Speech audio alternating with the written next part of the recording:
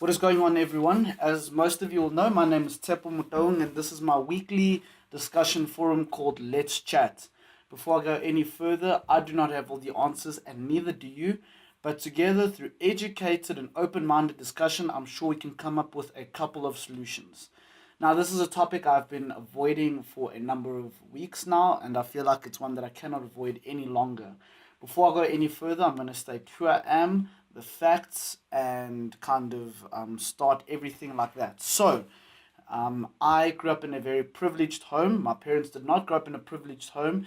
To give you a very brief synopsis about that, both of my parents grew up in what many people would consider poverty, very difficult circumstances. My father was pushing trolleys for Pick and Pay. Through many years of hard work, he eventually managed to work his way up to top level management, becoming the human resources manager of Pick and Pay. My mother was a businesswoman, entrepreneur for many years, taking many business and personal risks to get to where she was, opening a number of businesses after having supported her family and her mother for a number of years. I went to St. Benedict's College where I spent my entire schooling life from grade R to matric. I matriculated there. In my earlier years, I faced racial bullying. I faced all types of bullying. I've had racial bullying in terms of because I grew up with a lot of white people, being told that I was a black person trying to be white, and vice versa. I was also bullied in the way that people said that black people were inferior to white people. I've had all sorts. In more recent years, I've had a lot of black black on black oppression, and I've had a lot of racial racism. I've just had racism flat out from people in the world after having matriculated. In my earlier years, I took that bullying and I used it to foster my work ethic. That's why whether you white, black, male, female, I will outwork you. That is the way I live my life. I don't believe in racial oppression. Obviously, if you do, then there's something kind of not okay with you. And that's where I stand. I do a lot of work with underprivileged people that can be seen throughout my channel. And from there, I think it's key that we start. So, I'm going to be referring to a lot of notes for this because I don't want to mess anything up. As I said, this is a very sensitive topic and it is one that I want to be very neutral about and very fair about. As I said, I would state who I am and the facts. Before we go any further, my political views are neutral whether you believe me or not. I believe that all political groups or political parties have people who do not have the interests of the people at heart. I believe if you're going to elect a leader, they should have your interests at heart as the people, and I don't believe there's a political party that does that. Hence why I do not support any political party. I find huge flaws in all of them. I see the good that they're trying to do, and the people within. You can't base an entire organization out of a few people, but when voting, it's very essential that you do critique people to a very high standard because, of course, these are the people that are going to be leading your country and affecting you in your daily life. So, yes, I do vote, but I'll leave that there. I'm very neutral. So, before we even begin, um, mid mid October 2016, protests sparked once again after they sparked in late 2015, mid 2015, when students called for free education and or no increase in the fees of their education. Um, I believe in the cause. I believe the cause is just, and free education is a great ideal to have. But as I will discuss in this video, there are a couple of things that go along with that. Why it should be a thing, why it shouldn't be a thing, things like that. So, to start by quoting the Freedom Charter by the ANC, the ruling party, and the Constitution, we'll see a couple of things come up that already discredit a lot of things that people have said. So, according to the Freedom Charter, I'll read the whole thing just so that we can get an idea. This is the Freedom Charter of the ruling party, if you want to put it that way. The Freedom Charter says the doors of learning and culture shall be opened. The government shall discover, develop, and encourage national talent for the enhancement of our cultural life. All cultural treasures of mankind shall be open to all by free exchange of books, ideas, and contact with other lands. The aim of education should be to teach the youth to love their people and their culture, to honor human brotherhood, liberty, and peace. Education shall be free, compulsory, universal, and equal for all children. Higher education and technical training shall be opened to all by means of state allowances and scholarships awarded on the basis of merit.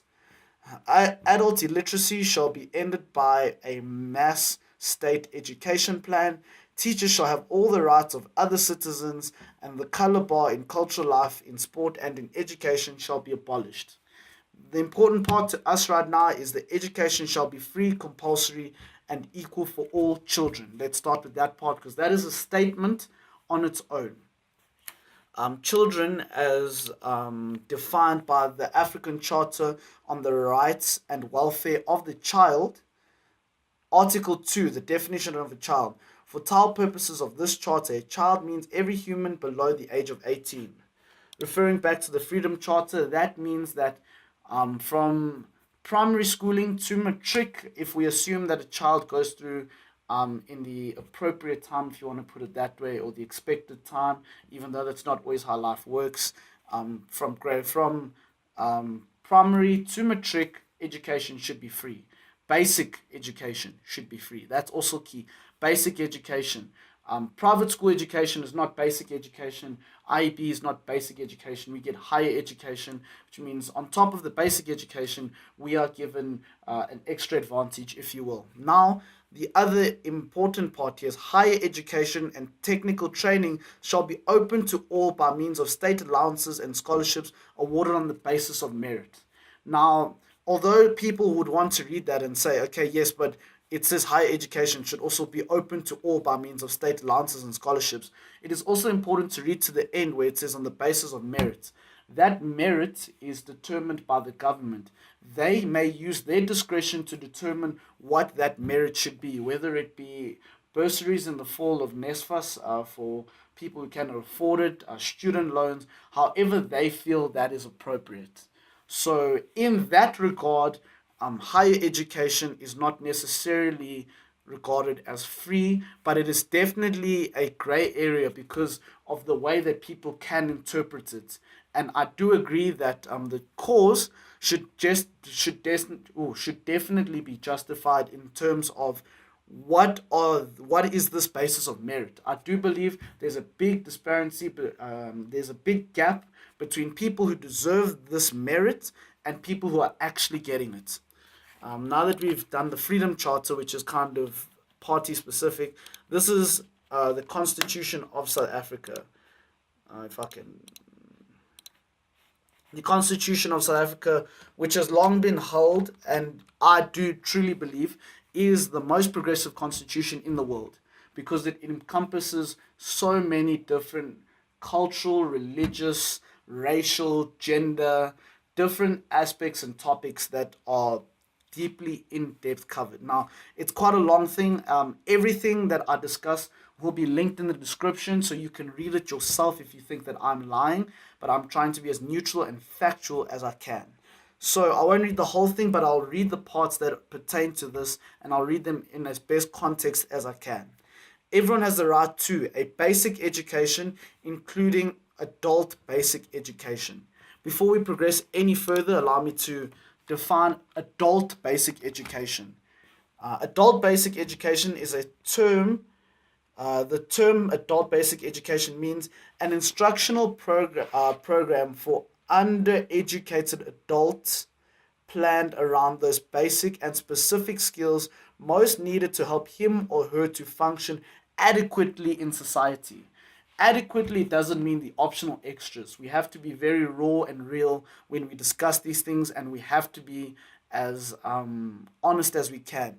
Adequately means earning enough money to survive. Now, once again, as I said, that may seem very rude coming from a person like myself from a place of privilege, but unfortunately, I am just directly reading. Whether I agree with this or not is something else. Don't really agree with it, but these are the facts. The second part, further education which the state through reasonable measures must make progressively available and accessible. This is tertiary education. It states here that the state should progressively make tertiary education easily obtainable for people who cannot obtain it normally. That is for people who are underprivileged, who cannot afford um, university tertiary education. Many people want to say, well, if you can't afford it, work hard and get a bursary. See, that is where the big problem lies with me personally, and this is where my opinion comes in. I want to make it as clear as I can when it's my opinion. Now, as a person who isn't academically strong, I was never very good academically. If I didn't understand something in maths, it was very easy for me in a small class of 25, which in a private school is what we normally limit to 25, 26, to ask my very well qualified teacher about a difficult math problem and they explained it to me. Furthermore, if I didn't understand that problem, it was very easy for me to go after school to an even smaller class to another teacher who's also highly qualified to explain the concept to me further. Furthermore, if I still didn't understand, because I'm privileged, I have the opportunity to ask someone, to pay someone rather, to explain the concept to me further. If I still did not understand said concept, I could come home to my abundance of resources, laptop, phone, internet, and research more about the topic to find out about that. A person who's not privileged like myself, coming from a government school who probably has other things going on at home or whatever the case may be, does not have these resources. Furthermore, in a larger class, if I'm correct, a larger class in a government school, maybe 30 kids dealing with one teacher who maybe isn't as qualified. I'd use the term maybe because you can't, once again, clump everyone, but this is what we have to do. Where the teacher is maybe not as qualified and maybe does not understand the concept, like the student cannot explain it. They do not have after school programs. Furthermore, they do not have the money to go and ask someone to explain it to them. And maybe they do not even have the resources like smartphones, internet, and so forth to go and research the thing further. Now, they work extremely hard, which has been an argument for many people, work hard and get a bursary. Well, what if they work hard and even though they work hard, they don't understand the concept? I've worked hard at many things that I still don't understand. And that is the truth of life. You're not going to understand everything. And what if these people, well, we know for a fact that these people do not have the resources to further educate themselves. And even if they try their absolute best, the truth is that they may not be able to. Now, at the end of the year, we write our final exams. I get a 60, not because maybe I worked harder, but because I've been more privileged and I've had more opportunities to understand the concept without necessarily putting in as much work. Because if someone explains something to you over and over and over and over and over, it eventually sinks in whether you want it to or not. Whereas someone in a public school might have only heard something once, tried to go home and go over and over and over, but still doesn't understand. You see where the disparity is. I get a 70, whatever it is for maths. They get a 50 or a 60, but that's on their own work and merit. We both apply to university. I get in, this person doesn't because they don't have as high marks as me when they weren't given the opportunity. That's where that kind of issue comes in.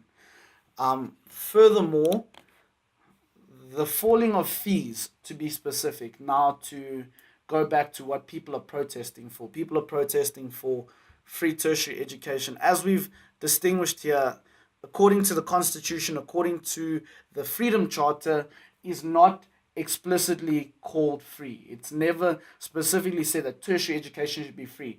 It is said that the government should aid in the paying of said tertiary education, but I personally feel, once again, opinion, that that has not been achieved. That helping has not been achieved. Now, I'm going to refer to more notes here. If we want education, tertiary education, to be free, we have to remember that we are competing as South Africans at an international level. Wits, the University of Witwatersrand, which is one of the finest institutions in the country, competes internationally and globally. A degree from Wits holds up with a degree from overseas anywhere around the world. If you have a degree there, you have a degree everywhere. Likewise, the University of Johannesburg, which is where I go to, which is also a very good institution, especially the Commerce Division, which is why I'm there studying a BCom Finance, obviously, is also a highly regarded institution. If I have a degree from the University of Johannesburg, I have a degree globally. That is a fact. Now, to be a lecturer, this is at the University of Johannesburg, as I understand, as has been explained to me by 2 or 3 different sources / lecturers. Okay, you need a minimum of 2 degrees. That's why numerous lecturers are mostly doing their doctors or masters or whatever the case they may be doing in their respective fields. They're highly educated about what they're educating us. They have paid for these degrees. They have been through the struggle of paying, or however they've done it, whether it's through bursaries or whatever the case may be. And now for us to come forth and expect them to give us the information they paid for free doesn't make sense. Now, this whole thing of an international thing, for them, if fees completely fall and there's a reduction in their pay, which there has to be to supplement and compensate for the lack of income, means that they do not earn what they want to. A degree over 3 or 4 years is an investment. You have to think of it like that. And even though it's not something people want to hear, a degree is an investment. And at the end of it, you expect to have a piece of paper with your name that allows you to enter a workplace which pays you for the rest of your life. Number of workplaces, whatever the case may be. And for a lecturer to suddenly not be getting their return back on their investment the way they want to, they can simply leave because, as I said, a degree here is a degree overseas, and they can easily, with 2 or 3 degrees, find a job overseas. That's a sad reality of it.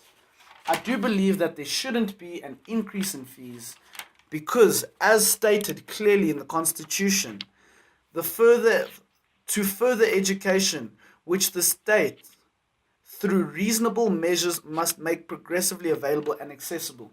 By increasing fees, you're not progressively doing anything. You're making it harder for people to pay. The truth is that the cause is just and the idea is just. Now, many people say that the government have the funds to pay for this disparity in education, which I fully agree with. But at the very same time, we need to remember that corruption plagues the world. Not just our country, it plagues the world. It plagues most governments, if not all, in one way or another. People are saying if 240 million rand can be set aside to improve the living quarters of the president, and surely that money should be put towards the people. As I said, I believe all governments are not necessarily thinking about the people, but what can you do? Who are we going to trust with this money when we already have problems with grants and other forms of handouts that the government gives, and there's corruption within those systems already? We know of numerous grant issues where some people are getting more than others, and some people are misusing the money, and the money isn't fairly allocated. Some people are unfairly getting houses while others are not, and there's a long list of things. And to try and coordinate education, which is such a fragile thing, which is already in a dire state as it is at a primary and foundational level, and take even more money, out of that system, it just doesn't make sense. We need to be putting money into the system, not out of it. Just to touch on the protests, because the academic program for many universities, namely WITS, the University of Pretoria, the University of Cape Town, has been shut down on and off for the past 3 weeks because of the escalation in protests, which have now turned violent. It's confirmed that there was looting in town, and it seems that people who are not even involved in the universities are now also jumping in, which to me doesn't make sense. Random people are not joining in protests who are not even in university. So there's a lot of things happening. Students are being violently attacked by police, and at the very same time, students are violently attacking police.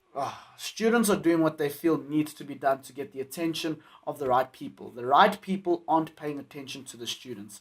I believe there needs to be a level of seriousness when institutions are dealing with students and institutions are listening to the demands of students, because it's clear that this tension has been building up for a very long time, and we're at the point we are at now because clearly someone wasn't listening. Like I said, I do not have all the answers, and neither do you, but together through an open-minded, well-informed conversation, we can progress further.